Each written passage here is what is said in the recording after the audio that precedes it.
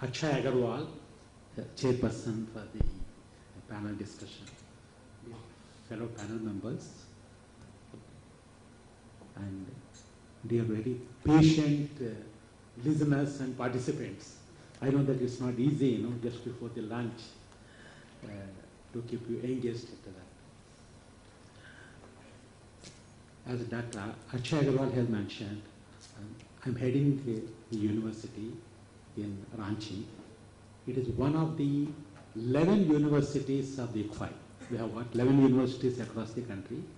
5 of them are in the northeast, 2 are in the east, one Raipur and Ranchi, Dehradun, Jaipur, Bhatti, and Hyderabad. We are headquartered in Hyderabad.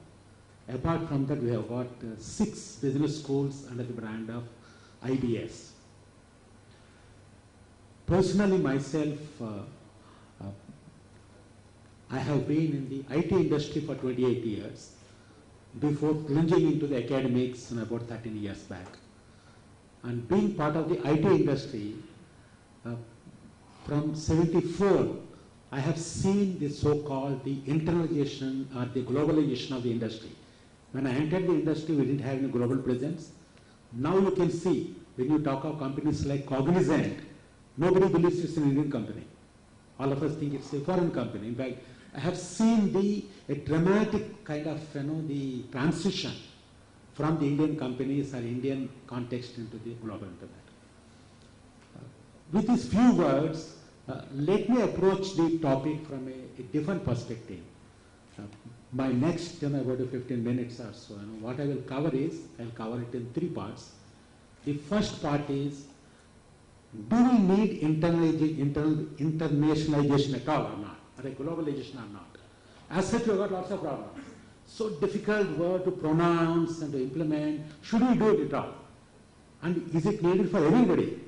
Or is it needed only for the premiers, central government, or premier institutes, and not for others? If others have to take, what is in it for them? Should we do it at all?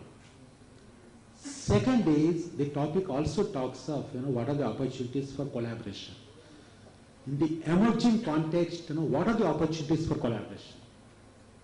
Third one is briefly, yes, various premier institutions, universities, including the private ones, they have gone through various experiences. It's not that we are new. In fact, this globalization has been there in education for some time, even though it's the youngest when compared with the rest of the sectors, like an IT sector, or automotive sector, or pharma sector, we are the youngest, but still some experiences are there, some models have been there.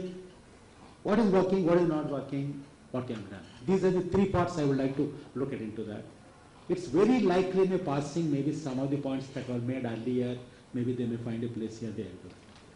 The first one I would like to look at is, currently the higher education in India, in the last 5 years, particularly 3 years, and particularly this year, it has been going through unprecedented change followed by unprecedented challenges. All of us as heads of the institutions, heads of the business schools, we have been seeing the change in terms of that. On one hand, we say that from around a 20% GR, by 2020, the government of India wants to make it 30%. What it calls for is, there is need for additional capacity of at least 15 million seats in the universities or education system. At the same time, the paradox has been that last 2 years, if you take even this year, in professional education, you take engineering, you take business education, the enrollments have been dropping. So much so that, a premier institute where I passed out from IIT Madras, or the IITs and NITs, this year they are having vacancies. Students are not there into that, Not to talk of other institutions. There are engineering colleges, there are no admissions at all. There are business schools, no admissions at all. And we are seeing, some change in the preferences of the students, moving from engineering and MBA to kind of humanities, fine arts, mass communication, various types of things. To that extent, the additional capacity what we are going to create, will it continue to be in engineering or MBA or something else? That's one challenge. The second one is, yes, if we take our professional education, like while we got premium kind of a colleges, institutions that are there, the average employability levels, have been falling. We thought 5 years it was bad, it is becoming from bad to worse to worst. Whether you take MBAs, you take engineering colleges, the employability levels are going down. What it means is, yes, between the industry and the career requirements and the quality of students we are turning out, is there a gap, is there a mismatch, are they aligned or not, where exactly the gap? That is the second challenge what we are looking at. Third one is with regard to the aspirations of our students. In fact, I am in Ranchi. This year, when the 2015 new batch of students have come, for the first time, we did an aspiration survey. Earlier, we took it for granted that all the students want to go to corporate. I thought that this time, let me validate my assumption, whether it is right or wrong. On the basis of that, earlier we were saying that you have got campus placement, we'll take you through all that into that. Let me tell you, I was pleasantly surprised to find that out of our 2015 batch of students that joined us, of course there's a mix. We've got a BBA, BCA, BCom Honors in Banking, and BSc Computer Science, BTech, MBA, all the programs put together. Only 55% of our students want to join corporate when they pass out. IT companies or banks or whatever in terms of that. 28% of our students, they want to become entrepreneurs. I was pleasantly surprised. In a state like Jharkhand, in fact. If it was Delhi, if it was, Gujarat, I would have said yes. It would have been 80%, 70%. But in Bihar and Jharkhand, where from most of our students come, Bihar, Jharkhand, Eastern UP, 28% of them, they want to be on their own, including some of the girls. They say, I want to become, a businesswoman into that. Then the balance is not a small percentage. It's about 17% of them, they want to become professionals of different type. Some of them want to become lawyers. Some of them said they want to become singers. Another person said, I want to become a music composer. And one girl said, I want to become a top fashion model. Let me tell you, when I was a child, I never knew what I want to become. I'm being honest in telling you. My parents decided. My father told me, become an engineer. We don't have an engineer in our family. We come from a lower middle class family in terms of that. So he said, then go to IIT. I went to IIT. After that only I could see. But these students, they are 15, 16, 18, 19 years old. Because now, thanks to the kind of explosion of information in terms of that, they know what they want to become. At the same time, they believe that this education is important for them. I asked them, if you want to become, a top fashion model, why do you want to do this? This girl has got a clarity. Why this education is required in terms of that. So these are the three things that are driving our higher education. And each one of them, is independent. Each one of them is a challenge for every one of us. And earlier when I wanted to make our students drive them into corporate, how do you make the person a singer, or a dancer, or a model, or a music composer? It's a challenge for every one of us. With all these challenges, should we go for globalization as far as the education is concerned?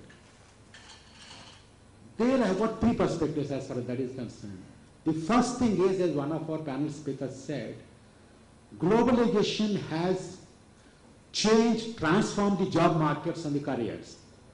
Whatever somebody wants to become, they want to become something big in a global this thing. Today, be it industry, be it kind of professionals, everywhere, the industry looks for somebody with an exposure to global markets.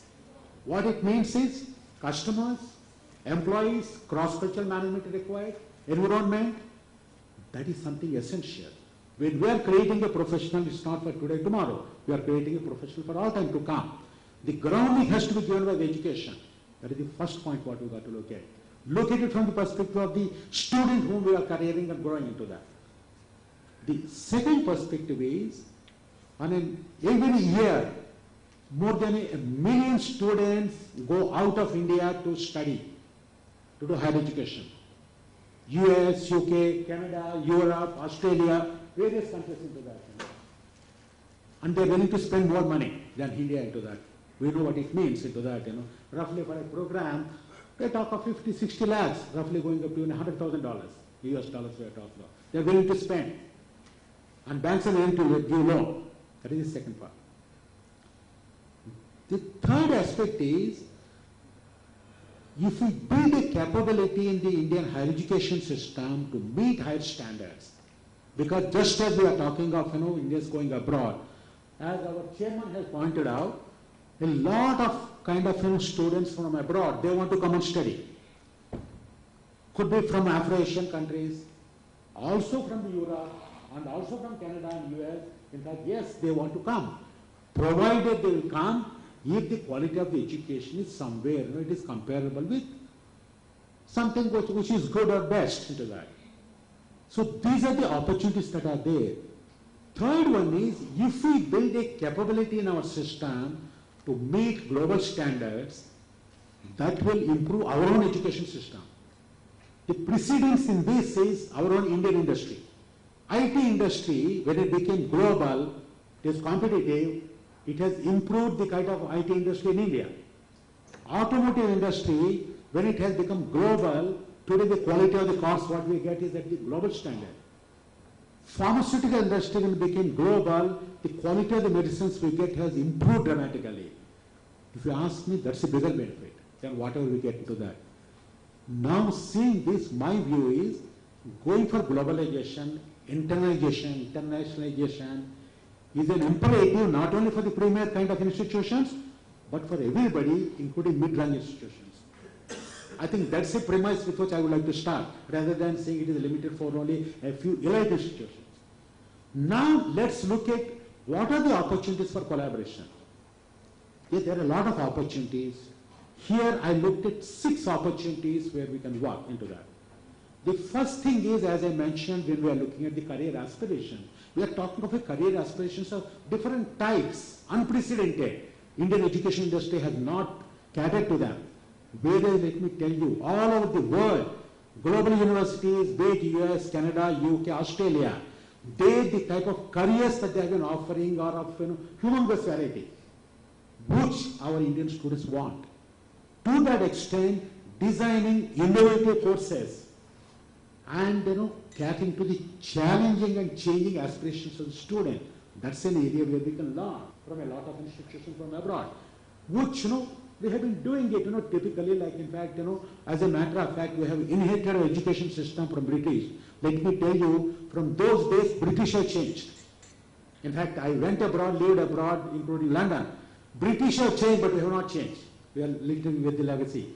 To that extent, we can learn from the British, from the Canadians, from the Americans, from the Australians. Like digital marketing people want to do, financial engineering, social engineering. These are all new careers that are coming up into that. Yes, we need to design courses to deliver them. Second is a teaching, learning, assessment, a TLA process if we take, a delivery process, designing a curriculum, designing a nice pedagogy so that not just teaching, learning effectiveness is improved. And a continuous assessment. These are the areas where all over the world, be it Canada, be it British or Australia, they have done pioneering work on how to do it. But whereas, still we got to learn. Third one is, in fact, my predecessor, Dr. Kumar has talked about the MOOCs. Overall, if you look at the digital learning paradigm that has taken place in terms of that, MOOCs is a part of it. And how to integrate it is a part of the learning into that. We have been hearing and talking a lot on the flipped classroom. We see presentations on how to make them happen in the Indian context, and on how to combine them, integrate them into a formal education system. Let me tell you, we also don't have the kind of an understanding of that. Today, still we look at them isolated. To integrate them, combining them, so that my syllabus, my curriculum, how to integrate with the MOOCs in terms of that, We have been experimenting in our own university. We give video lectures from, various sources. Integration of that is the problem. Likewise, the role of a faculty member has been undergoing a dramatic change. Starting from a teacher, today he has to become a learning facilitator, He can't any longer simply sit on the dais and classroom and talk. This role change, we have to undergo that. It's not easy because we've got different generations of faculty members and how to change them. Then in the morning there was the discussion regarding this skill building, the vocational skill building. How to integrate this kind of a skill building and integrate them with the formal course. And how to design this kind of courses and how to assess this kind of courses so that the students learn, not just remain there, and how to integrate them into that. Next one, I mentioned about 28% of our students want to become entrepreneurs. Let me tell you, that's the paradigm shift in IIMs. If you look at the IIMs recruitment, campus placement, a lot of them want to become entrepreneurs. They want to go with the startups. They are not going for the large companies into that. To that extent, and how to create and cultivate entrepreneurs, how to create incubation centers into our universities, and so that the entrepreneurs can be built into that. And apart from that, people that have joined companies, they would like to have an enterprise education, ongoing education on how to take care of it. I know that. Then another important part is the research. While traditionally research has been happening in Indian universities, most of the research, whatever we have seen, it has been into silos, whether we're looking at the kind of science and technology or in terms of the humanities and management. Because all over the world, there's a dramatic shift to get into interdisciplinary and multidisciplinary research. That's an area where all over the world, all the universities have done a lot of work. That's an area where we can get a lot of collaboration in terms of that. Getting into what is the modus operandi to do in terms of that, To start with, maybe a lot of kind of universities have been having some loose partnerships, faculty exchange programs, student exchange programs, dual degree programs. They're all very nice. They really help. But at the same time, if you ask me, a bigger picture in institution building and institution capability building will not happen just with the faculty exchange or student exchange, but building kind of pedagogical skills, curriculum design skills, instructional design skills in terms of that. This kind of skills we got to build into our own faculty. That means that, be it from Ottawa or anywhere else, we need their help to come and train our people. A faculty build-up, faculty training, faculty development, that is something that will give us, a sustainable advantage, a sustainable benefit. Otherwise, it is limited to one batch of students or one batch of faculty. Faculty leaves, it is gone. But other than that, our own institution's capability building has to happen in terms of that. My suggestion is going through, in fact, as a matter of fact, various premier institutions have gone through this. They have learned a lot of things. They have a lot of collaborations in terms of that, a lot of benefits out of that, a lot of learnings out of that. Private universities have gone through that. They went with different models, starting with this kind of exchange programs, going up to setting up campuses overseas. Like, in fact, ICFA we have done it, we have tried to do it, in Europe we tried to do it, we have done it in US, Australia, and we went through various experiences. Amity has done that. And Manipal has gone a bigger way. They went into M&A route into that, to get to medical education across the place into that. They have lots of experiences into that. Some of them successes, mixed successes into that. But at the same time, my suggestion is for somebody who wants to do, start small. Try and build a relationship.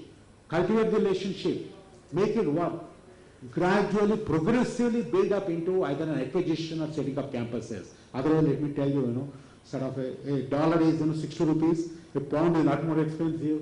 Indians we are used to thinking in rupees. I have seen a set of operations for IT companies abroad. When once you start thinking, when you want to eat a banana, let me tell you, then once you go to UK, I used to think, banana costing 100 rupees. Initial thinking, but let me tell you, it's not easy to go and sort of spend that kind of money, invest in terms of that into that. So, to that extent, learn from the experiences of various players. And there are a lot of learnings, good or bad in terms of that. And learn not only from the various education institutions, we can learn from the other industries, what IT industry has learned. I was part of the history of technology for 18 years. I've gone through the globalization and set up operations, learned a lot of things, good or bad in terms of that.